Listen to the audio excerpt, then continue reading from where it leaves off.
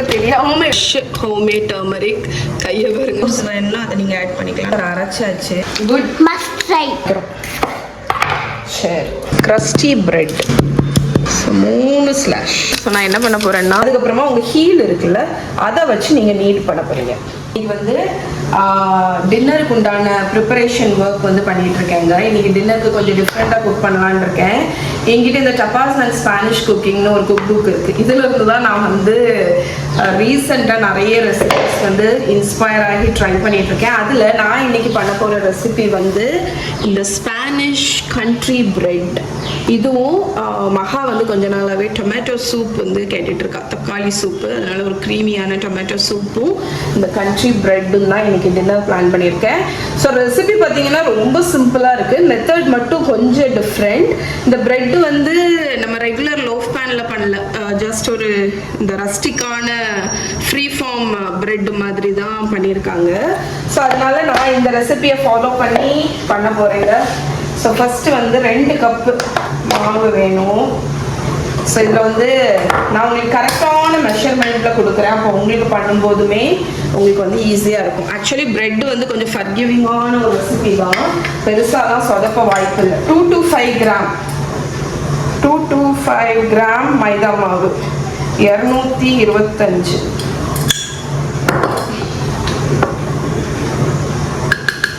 Okay.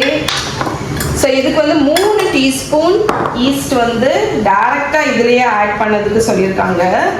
So என்னோட east வந்து நான் ஃப்ரீசரில் ஸ்டோர் பண்ணுவேன், அதனால எனக்கு வந்து இது வந்து ஃப்ரெஷ்ஷான ஈஸ்ட்டுன்னு தெரியும். அதனால நானும் டைரெக்டாக இதில் ஆட் பண்ண போகிறேன். பட் நீங்கள் உங்களோட ஈஸ்ட் வந்து எப்போ உள்ளது ஒர்க் ஆகுமான்னு தெரியல அப்படின்னா தனியாக ஒரு பவுலில் போட்டு லூக் வார்ம் வாட்டர் ஊற்றி ஆக்டிவேட் பண்ணிவிட்டு யூஸ் பண்ணுங்கள். ஸோ 2 கப்பு மாவுக்கு கொஞ்சம் 1 டேபிள் ஸ்பூன் ஈஸ்ட் கொஞ்சம் ஜாஸ்தியாக இருக்கிற மாதிரி தான் இருக்குது. அதனால நான் வந்து ஒரு 2.5 டீஸ்பூன் ஈஸ்ட் ஆட் பண்ண போகிறேன்.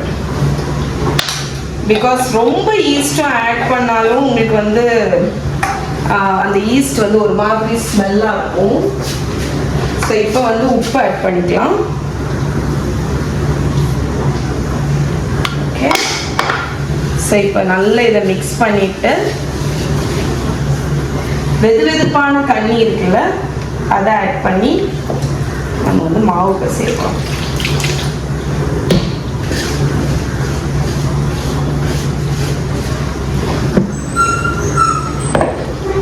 ஸோ தண்ணியோட அளவு இதில் போடலை, அதனால நான் வந்து ஓரளவுக்கு சாஃப்டான ஒரு டோ தான் நீட் பண்ண போகிறேன்.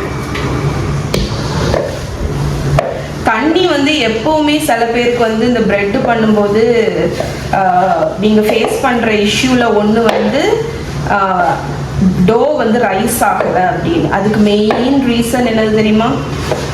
உங்களோட ஈஸ்ட் வந்து ஆக்டிவேட் ஆகலை. ஸோ நீங்கள் வந்து அதனால ஈஸ்ட்டை எப்போவுமே வாங்கும்போது ஃப்ரீசரில் ஸ்டோர் பண்ணுங்கள். நான் யூஸ் பண்ணுற ஈஸ்ட் வந்து நான் லிங்க் பண்ணுறேன், நீங்கள் அதை கூட செக் பண்ணிக்கலாம். நான் இல்லை டிஸ்கிரிப்ஷனில் கொடுக்குறேன். ஸோ ஈஸ்ட்டை வந்து எப்போவுமே ஃப்ரீசரில் ஸ்டோர் பண்ணுங்கள், அப்போ ஃப்ரெஷ்ஷாகவே இருக்கும். அண்ட் ஈஸ்ட் ஆக்டிவேட் பண்ணும்போது ரொம்ப வெதுவெதுப்பான தண்ணி தான் விடணும். ரொம்ப ஹை சூடு தண்ணியெல்லாம் ஊற்றுனீங்கன்னா உங்களோட ஈஸ்ட் வந்து செத்து ஆக்டிவேட் ஆகாது. ஸோ இப்போ இதை வந்து என்ன சொல்லியிருக்காங்கன்னா டோ வந்ததுக்கு அப்புறமாட்டு இதை வந்து ஒரு ஒர்க் சர்ஃபேஸில் போட்டு நீட் பண்ண சொல்லியிருக்காங்க. ஸோ நான் வந்து என்னோட சிலிக்கான் மேட் எடுத்துகிட்டு வந்துடுறேன். ஓகே, நம்ம டோ வந்து ஃபார்ம் ஆகிடுச்சு. இப்போ நீடு பண்ண போகிறோங்க. இந்த டைமில் நான் உங்களுக்கு வந்து எப்படி நீடு பண்ணணும்னு சொல்லி தந்துடுறேன். ஸோ என்ன பண்ணணும்னு பார்த்தீங்கன்னா நீடிங் வந்து எதுக்கு ரொம்ப இம்பார்ட்டன்ட்னா உங்களோட டோவில் இருக்கக்கூடிய க்ளூட்டன் வந்து ஆக்டிவேட் ஆகணும். ஸோ நம்ம வந்து 2 விஷயம் சொல்லுவோம். அதாவது நீங்கள் வந்து கேக் பேட்டர் கப் கேக் பேட்டர்லாம் பண்ணும்போது ரொம்ப ஜென்டிலாக மிக்ஸ் பண்ணுங்கள், ஓவராக மிக்ஸ் பண்ணாதீங்க. ஏன்னா கேக்கு கப் கேக்குகள்லாம் நமக்கு வந்து டெண்டராக இருக்கணும், க்ரம்பு நல்லா சாஃப்டாக பஞ்சு மாதிரி இருக்கணும், பிக்கணும். அதில் க்ளூட்டன் ஆக்டிவேட் ஆகக்கூடாது. அதனால தான் மைதா போட்டதுக்கப்புறம் ஓவராக மிக்ஸ் பண்ணக்கூடாதுன்னு சொல்லுவோம் பேக்கிங்க்கு, கேக்கு கப் கேக்கு. ஆனால் ப்ரெட்டுக்கு அப்படி கிடையாது. ப்ரெட்டுக்கு வந்து உங்களுக்கு அந்த எலாஸ்டிசிட்டி வரணும்னா க்ளூட்டன் ஆக்டிவேட் ஆகும். அதனால நீங்கள் வந்து நீடு பண்ணணும். ஸ்டாண்ட் மிக்சர் இருந்துச்சுன்னா கவலை இல்லை, அதில் போட்டுடலாம். பட் இத்தனோண்டு டோவுக்கு நம்ம கையிலேயே நீட் பண்ணலாம். நீங்கள் என்ன பண்ணணும்னா டோ வந்து இந்த மாதிரி ஒன்றா திரண்டு வந்தோடனே ஒரு ஒர்க் சர்ஃபேஸ் இந்த க்ளீனான இதில் போட்டுக்கலாம். நான் இதில் தான் போடுவேன். அதுக்கப்புறமா உங்கள் ஹீல் இருக்குல்ல, அதை வச்சு நீங்கள் நீட் பண்ண போகிறீங்க. ஸோ இந்த மாதிரி ஸ்ட்ரெச் பண்ணி அதுக்கப்புறம் திருப்பி கொண்டு வந்து இந்த மாதிரி ஹீலை வச்சு நீட் பண்ண போகிறீங்க. இந்த மாதிரியும் பண்ணலாம். அப்படி இல்லை இப்போ கையில் எனக்கு ஒட்டுது தெரியுமா, ஆனால் நீடு பண்ண இந்த டோ வந்து உங்கள் கையில் ஒட்டவே ஒட்டாது. நான் அந்த டெக்ஸ்டர் வரும்போது உங்களுக்கு காணிக்கிறேன். பட் இந்த மாதிரி ரொம்ப ஸ்டிக்கியாக இருந்துச்சுன்னா வேணால் நீங்கள் கொஞ்சமாக மாவை வந்து தூவிட்டு பண்ணலாம். பட் இந்த டோ வந்து ஆக்சுவலி மேனேஜபிளாக தான் இருக்குது. ஸோ இந்த மாதிரி கூட நீங்கள் நீட் பண்ணலாம். புஷ் பண்ணி உள்ளே கொண்டு வரணும், புஷ் பண்ணி கொண்டு வரணும். உங்களோட வெயிட்டை வந்து போட்டு நல்ல நீடு பண்ணும்போது டோவில் உள்ள க்ளூட்டன் வந்து ஆக்டிவேட் ஆகும். இப்போ உங்களுக்கு அப்படி பிஞ்சு வருது பார்த்தீங்களா, நீங்கள் ஒரு 5 நிமிஷம் நீடு பண்ணும்போது உங்களுக்கு அந்த மாதிரி பிய்யாது. ஸோ இப்போ நான் வந்து காமாட்டு இதை நல்லா நீடு பண்ணிவிட்டு டெக்ஸ்டர் காணிக்கிறேன் உங்களுக்கு.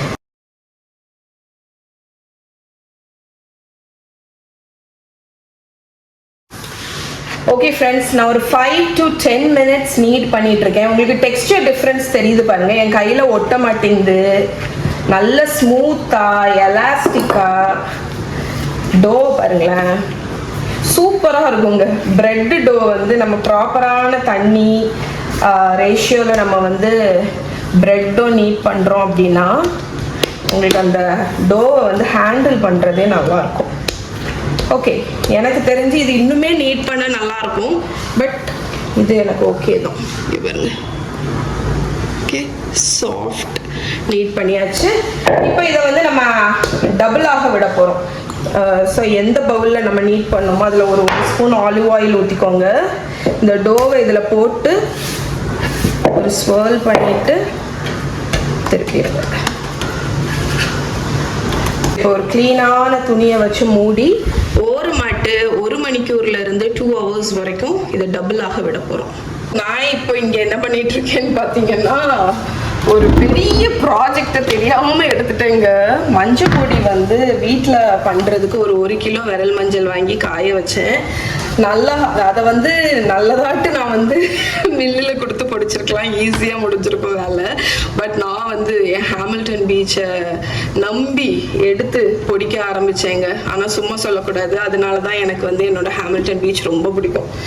பிகாஸ் 1 கிலோ மஞ்சள் பொடியை சூப்பராக பொடிச்சு தந்துட்டுருக்குங்க.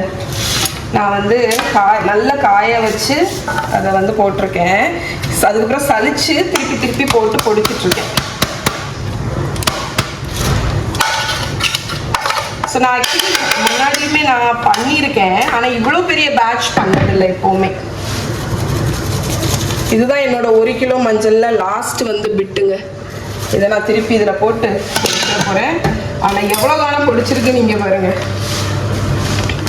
1 கிலோ ஹோம்மேட் மஞ்சள் பொடி made in Hamilton beach. So நீங்கள் வந்து ஒரு ஹை பவர் பிளெண்டர் வாங்கணும்னு நினைக்கிறீங்கன்னா நான் ஹாமில்டன் பீச் பிளெண்டர் ரெக்கமெண்ட் பண்ணுவேன். பிகாஸ் லாஸ்ட் 6 இயர்ஸ்க்கு மேலே நான் வந்து ஹாமில்டன் பீச் தான் யூஸ் பண்ணிகிட்ருக்கேன். கண்டிப்பாக பாருங்கள், மஞ்சள் விரல் மஞ்சளை சூப்பராக பவுடர் பண்ணி தந்துடுச்சு. இதை நான் என்ன பண்ணுவேன்னா ஃப்ரீசரில் ஸ்டோர் பண்ணிட போகிறேன். எனக்கு எப்போ தேவையோ நான் அப்போ எடுத்து வெளியே வச்சு யூஸ் பண்ண போகிறேன். மற்றபடி நான் வரமிளகாலாம் வெளியே காய வச்சுருக்கேன், அதெல்லாம் நான் மில்லில் தான் கொடுக்க போகிறேன். ஏன்னா வரமிளகா நம்ம வீட்டில் பொடிச்சோன்னா நமக்கு மூக்கில் ஏறிடும். அதனால் வரமிளகா, காஷ்மீரி சில்லி, கொத்தமல்லி எல்லாத்தையும் மில்லில் கொடுத்துட போகிறேன். பட் மஞ்சள் பொடியை, அதுவும் 1 கிலோ மஞ்சள் பொடியை நான் ஹாமில்டன் பீச்லேயே பொடிச்சாச்சு. ஸோ அந்த பிளெண்டரோட லிங்க் நான் கீழே கொடுக்குறேன், செக் பண்ணிக்கோங்க. லாஸ்ட் அந்த கொஞ்சம் துண்டு இருந்துச்சுல்ல, அதை போட்டு தெரியுமா இப்படி பொடிச்சு தந்துருச்சு பாருங்க. 1 கிலோ மஞ்சளை சூப்பரா பொடிச்சிருச்சு. இதை நான் திருப்பி போட போறது இல்லைங்க. இதை நான் வேற எதுக்காவது டீக்கு அந்த மாதிரி எதுக்காவது யூஸ் பண்ண போறேன்.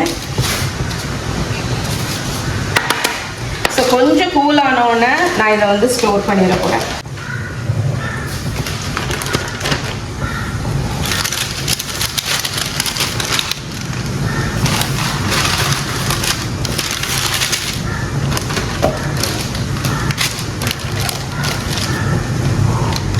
நான் எதுக்கும் 2 சிப்லாக் கவரில் வந்து ஸ்டோர் பண்ண போகிறேன். இந்த ஃப்ரீசரில் தான் வைக்க போகிறேன். பட் ஸ்பில் ஏதாவது ஆகிடுச்சுன்னா கஷ்டம் பார்த்தீங்களா. அதனால்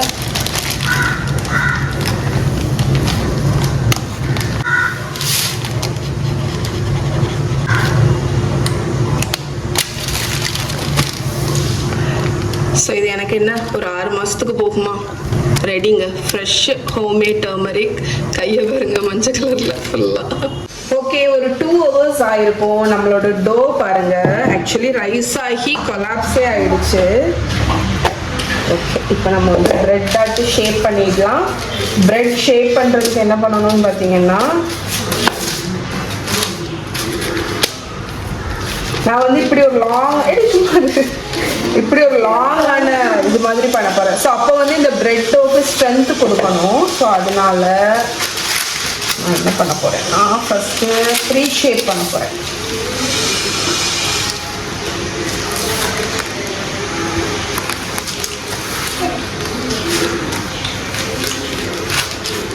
மகா அப்பா தண்ணி கேட்டா எடுத்து கொடு. இப்போ நான் மறுபடியும் இதை ரோல் பண்ண போகிறேன்.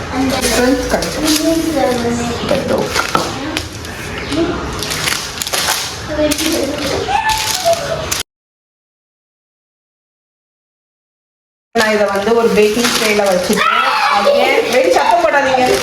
அகேன் இதை வந்து ஒரு 1 hour ரைஸ் பண்ண விட போறேங்க. ரைஸ் ஆனதுக்கப்புறம் நம்ம பேக் பண்ணலாம். ஓகே ஃப்ரெண்ட்ஸ், ஒரு 45 minutes நம்ம ஷேப் பண்ணதுக்கப்புறம் நம்மளோட ஸ்பானிஷ் கண்ட்ரி பிரெட் ரைஸ் ஆயிருக்கு. இங்கே பாருங்க, ஸோ ஓரளவுக்கு ரைஸ் ஆயிருக்கு. ஸோ இது இருக்கட்டும், நான் கட் பண்ண போகிறேன். அதுக்கடையில் இங்கே வந்து நான் அவனில் என்ன பண்ணியிருக்கேன்னா, தள்ளி இருந்து கணிடுவேன், அவனுக்கிட்ட கணிக்க வேண்டாம். 230 degrees Celsius கொஞ்சம் ஹாட்டான அவன் தான். 230 degrees Celsius ஒரு 30 நிமிஷம் ப்ரீ ஹீட் பண்ணியிருப்பேன். ஏன்னா நம்ம அவன் நல்லா சூடாகும், அது ஒரு இம்பார்ட்டன்ட். அண்ட் ப்ரீ ஹீட் பண்ணும்போது என்ன பண்ணேன் தெரியுமா, இங்கே பார்த்தீங்கன்னா உள்ள வந்து செம்ம ஹாட்டாக இருக்குது. உள்ள ஒரு பேக்கிங் ட்ரேயில் தண்ணி ஊற்றி வச்சுருக்கேன். ஸோ அது வந்து என்ன பண்ணோன்னு பார்த்தீங்கன்னா, அவனில் வந்து ஒரு ஸ்டீம் வந்து கிரியேட் பண்ணோம். நம்ம ஒரு ஃபர்ஸ்ட் ஒரு 10 minutes போல் அந்த பேக்கிங் ட்ரே உள்ளே வச்சு தான் பேக் பண்ண போகிறோம். ஏன்னா வந்து அப்போ தான் வந்து உங்களோட பிரெட் வந்து அவுட்டர் கிரஸ்டியாக வரும், உள்ளே வந்து சூவியாக வரும். அண்ட் இன்னொரு விஷயம், இப்போ நம்ம வந்து நான் பிரெட்டை வந்து கோடு போட போகிறேன். ஒரு ஷார்ப்பான பிளேட் எடுத்துக்கோங்க. 3 ஸ்லாஷ். ஓகே, அதுக்கப்புறமா ஒரு ஸ்ப்ரே பாட்டிலில் தண்ணி வச்சுருக்கேன்.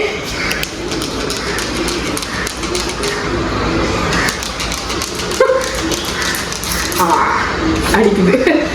இந்த ஸ்ப்ரே பாட்டிலில் தண்ணியை வச்சு பிரெட்டுக்கு மேலே ஸ்ப்ரே பண்ணிட்டு இதை நம்மளோட அவனில் இது டோட்டலாக பேக் ஆகுறதுக்கு ஒரு 20-25 minutes ஆகும். ஃபர்ஸ்ட் 10 minutes நான் சொன்ன மாதிரி அந்த ட்ரே தண்ணியோடு பேக் பண்ண போகிறேன். ஸோ ஒரு 10 நிமிஷம் கழிச்சு இதை வெளியே எடுத்துட்டு மறுபடியும் ஒருக்கா தண்ணியை வச்சு ஸ்ப்ரே பண்ணிட்டு கீழே உள்ள பேக்கிங் ட்ரேல உள்ள தண்ணியை வெளியே எடுத்துட்டு பேக் பண்ண போகிறேன். அப்படி பண்ணும்போது நம்ம பிரெட் வந்து செம்ம கிரஸ்டியாக சூவியாக வரும். ஸோ அதை பண்ணிட்டு காமிக்கிறேன். நான் அவனுக்கு அடியில் இருக்கக்கூடிய அந்த பேக்கிங் ட்ரேயை மட்டும் எடுத்துட்டேன். இப்போ இந்த பிரெட் நல்ல ரைஸாக இருக்கு பாருங்க. ஸோ நான் என்ன பண்ண போகிறேன்னா, இந்த ஸ்ப்ரே பாட்டிலை வச்சு அதுலேயே ஸ்ப்ரே பண்ணிவிட்டு மூடிட்டு ஒரு 15 minutes போல் பேக் பண்ண போகிறேன். ஓகே, ஸோ டோட்டலாக ஒரு 20-25 minutes ஆகும். நல்லா க்ரஸ்டி ஆகட்டும். ஓகே ஃப்ரெண்ட்ஸ், இப்போ தான் ப்ரெட்டை வெளியே எடுத்தேங்க. எப்படி இருக்குது பாருங்களேன், சூப்பராக இருக்குது க்ரஸ்டி ப்ரெட். சவுண்டு ஹாலோவாக இருக்குது பார்த்தீங்களா, ஒரு மாதிரி எம்டியாக இதை தட்டுற மாதிரி இருக்கா. அதுதான் வந்து பிரெட் வந்து பர்ஃபெக்டாக பேக் ஆகிருக்குன்னு அர்த்தம். ஸோ இது வந்து க்ரஸ்டியாக இப்போ இருக்கும். ஆனால் கூல் ஆகும்போது பார்த்திங்கன்னா உங்களுக்கு வந்து அப்படியே செட்டில் ஆகி அந்த சாஃப்டாட்டு மேலே வந்துடும். அதனால இது வந்து கூலாக விட்டுறலாம். ஸ்லைஸ் பண்ணும்போது காணிக்கிறேன். ஓகே, நான் யூஸ்வலாக என்ன பண்ணுவேன்னா, இந்த மாதிரி ஒரு துணியை வச்சே மூடி வச்சுருவேன். அது அப்படியே இருக்கட்டும்.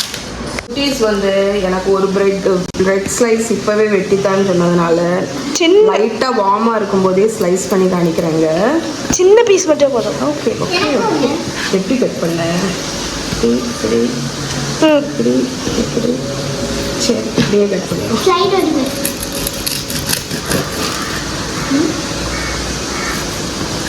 யூஸ்வலாக இந்த மாதிரி கட் பண்ணலாம். இந்த சைடுவா ப்ரெட்டை வந்து நான் யூஸ்வலாக இந்த மாதிரி உல்ட்டாவாக வச்சு கட் பண்ணால் ஈஸி ஸ்லைஸ் வரும். ப்ரெட் மாதிரி மணக்காம டெக்ஸ்சர்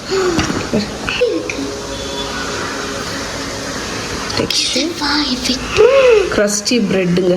இதை நீங்கள் இப்படி ஸ்லைஸ் பண்ணி ஒரு பெரிய சாண்ட்விச் பண்ணிக்கலாம். எடுத்து நான் டேஸ்ட் பண்ணுறேன்.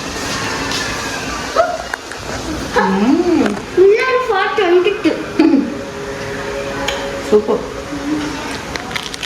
க்ரஸ்டியாக இருக்குது, சாஃப்டாக இருக்குது. அதான் கொஞ்சம் சவர்டு மாதிரி.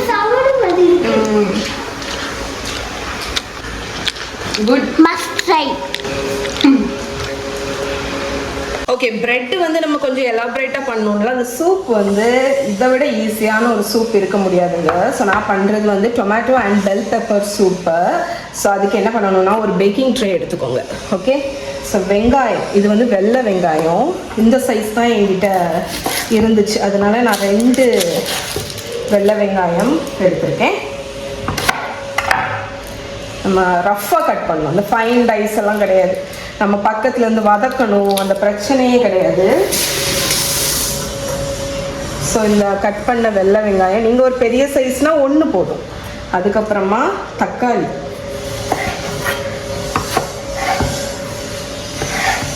இந்த மாதிரி குவார்ட்டர்ஸாக கட் பண்ணி பேக்கிங் ட்ரேல ஆட் பண்ணிக்கோங்க.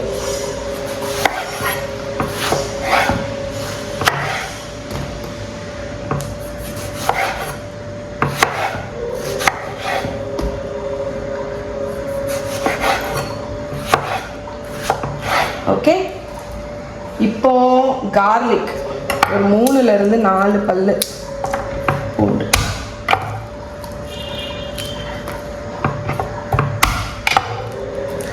முழுசாவே போடுங்க.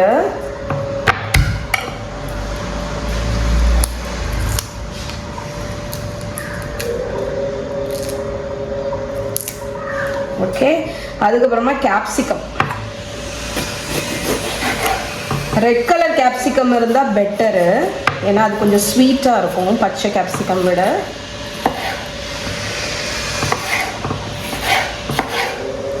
ரஃப்பான சாப் தாங்க, எதுவுமே ப்ரிசைஸாலாம் ஒன்றும் இல்லை, டக்கு டக்கு டக்குன்னு பண்ணி முடிக்கிறோம். சரி, இப்போ வந்து என்கிட்ட இந்த ஃப்ரெஷ் ரோஸ்மெரி இருந்துச்சுங்க. பேசில் இருந்தால் நான் பேசில் யூஸ் பண்ணியிருப்பேன், பேசில் இல்லை, அதனால ரோஸ்மெரி இருக்குது. ஸோ அதில் ஒரு பிஞ்ச் போட்டால் போதும், ரொம்பலாம் தேவையில்லை. இப்போ வந்து குட் குவாலிட்டி ஆலிவ் ஆயில் எடுத்துக்கோங்க. அதில் ஒரு 2 tablespoon மேலே நல்லா ஜெனரஸாக ட்ரெஸ்ஸில் பண்ணிக்கோங்க. அதுக்கப்புறமா சால்ட்டு,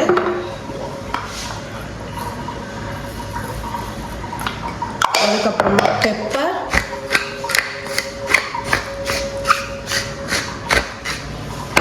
அதுக்கப்புறமா நமக்கு ஸ்பைஸ் பிடிக்கும்ல, அதனால் உங்களுக்கு காரம் வேண்டாம்னா வேண்டாம், கொஞ்சம் சில்லி ஃப்ளேக்ஸ். அவ்வளோதான் ஃப்ரெண்ட்ஸ். ஸோ இதை வந்து 200 degrees Celsius அவனில் 40 to 45 minutes பேக் பண்ணி எடுத்துடலாம். ஓகே,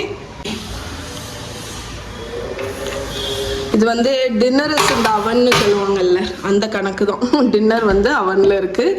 ஸோ 40 to 45 minutes கழிச்சு இது எப்படி இருக்குன்னு நினைக்கிறேன். ஓகே ஓகே ஃப்ரெண்ட்ஸ், இங்கே பாருங்கள், 45 minutesல நம்ம பெப்பர்ஸ் அண்ட் தக்காளி சூப்பராக ரோஸ்ட் ஆகிடுச்சா. இப்போ நான் இதை எல்லாத்தையுமே எடுத்து ஒரு மிக்ஸி ஜாரில் ஆட் பண்ண போகிறேன். இதை அரைக்க போகிறோம். ஓகே, ஸோ அரைச்சிட்டு எடுத்துகிட்டு வரேன்.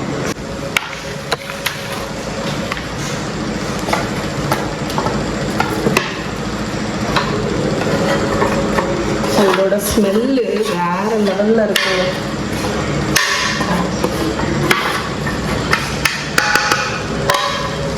ஸோ நம்மளோட சூப் மிக்ஸ்டர் அரைச்சாச்சு.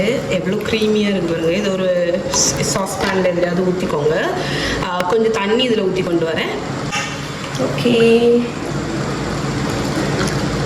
கலரே அழகாக இருக்குது பாருங்கள். ஸோ இப்போ இதை வந்து ஹீட் பண்ண போகிறோம். இது வந்து கொதிக்கணும். இது எல்லாமே குக் ஆயாச்சு. ஜஸ்ட் நம்ம சூப் வந்து ஹாட்டாக தானே சர்வ் பண்ணுவோம், அதனால இதை ஹீட் பண்ணிடலாம். ஸோ நம்மளோட சூப் நல்லா கொதிக்க ஆரம்பிச்சிருச்சு பாருங்கள், அவ்வளோதான். பாயில் ஆனோன்னா நம்ம இதை அடுப்பு அணைச்சிட வேண்டியது. அதுக்கு இடையில சால்ட் மட்டும் டெஸ்ட் பண்ணிவிட்டு சால்ட் மட்டும் ஆட் பண்ணிக்கோங்க. ஏன்னா சில்லி பவுடர் நம்ம ஆல்ரெடி போட்டிருப்போம், அதனால நம்ம டேஸ்ட் பார்க்கும்போது காரம் இருக்குது. பெப்பர் வேணால் நீங்கள் சர்வ் பண்ணும்போது போட்டுக்கலாம். பட் இப்போ நான் அடுப்பு அணைச்சிட போகிறேன். ஓகே, ஸோ இந்த டைமில் நான் ஆல்ரெடி ரோஸ்மெரி போட்டிருக்கிறதுனால நான் எந்த ஹர்புமே ஆட் பண்ணல. பட் நீங்கள் வேணும் அப்படின்னா ஏதாவது ஹர்ப் ஆட் பண்ணிக்கலாம். ஓகே, அண்ட் சூப் வந்து நான் கொஞ்சம் லிக்விடியாக தான் வச்சுருக்கேன் கொஞ்சம், ஏன்னா இப்போ நான் க்ரீம் விட போகிறேன். நீங்கள் வந்து திக்காக வேணும் அப்படின்னா திக்காக கூட நீங்கள் இதை வந்து வச்சுக்கலாம். ஓகே, ஸோ அடுப்பை அணைச்சிட்டு ஒரு 1/4 கப்புக்கும் குறைவாக தான் கொஞ்சம் க்ரீமினஸ் வேண்டி. ஓகே, இது வந்து ஆப்ஷனல். உங்களுக்கு லைட் சூப் வேணும் அப்படின்னா நீங்கள் க்ரீமை ஸ்கிப் பண்ணிக்கலாம். பட் க்ரீம் ஊற்றுனீங்கன்னா செம க்ரீமியாக இருக்கும். ஓகே, நம்மளோட roasted tomato and pepper soup ready. So இதில் வந்து ஒரு விஷயம் நான் சொல்லணுன்றேன், உங்களுக்கு வேணும்னா இந்த கொத்தமல்லி கீரை அந்த மாதிரி ஹர்ப்ஸ் நீங்கள் போட்டுக்கலாம். இன்னொரு விஷயம் வந்து என்னென்னா, நான் இதில் தண்ணி ஊற்றி அரைச்சேன்ல, நீங்கள் அதுக்கு பதில் வெஜிடபிள் ஸ்டாக்கோ சிக்கன் ஸ்டாக்கோ ஆட் பண்ணிக்கலாம். ஸோ இது பாருங்கள் கரெக்டான சூப் கன்சிஸ்டன்சியில் இருக்குது. ஸோ இன்னுமே நீங்கள் ஃபில்லிங்காக வேணும்னா நான் சொன்ன மாதிரி திக்காக வச்சுக்கோங்க. ஓகே, நம்மளோட சூப் இப்போ பிளேட்டிங் பண்ணிடுவாங்க. ஸோ இன்றைக்கி சூப்பும் ப்ரெட்டும்னால ஜெனரஸாட்டு ஒரு பெரிய பவுலில் நம்ம சர்வ் பண்ணிடலாம். இல்லாட்டி நீங்கள் சின்ன சின்ன பவுலில் கூட ஒரு லைட் லன்ச் மாதிரி இருக்கும். Okay, soup.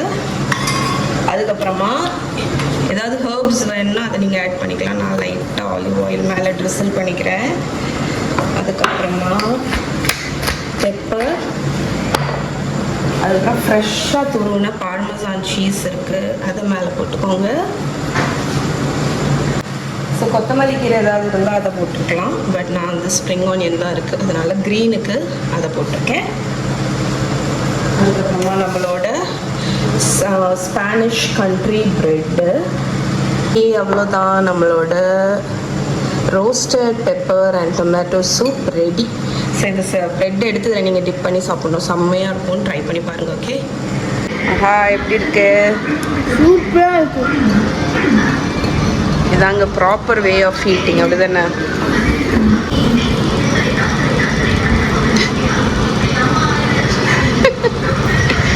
கோவம் கலந்த my. Ooh, that looks yummy.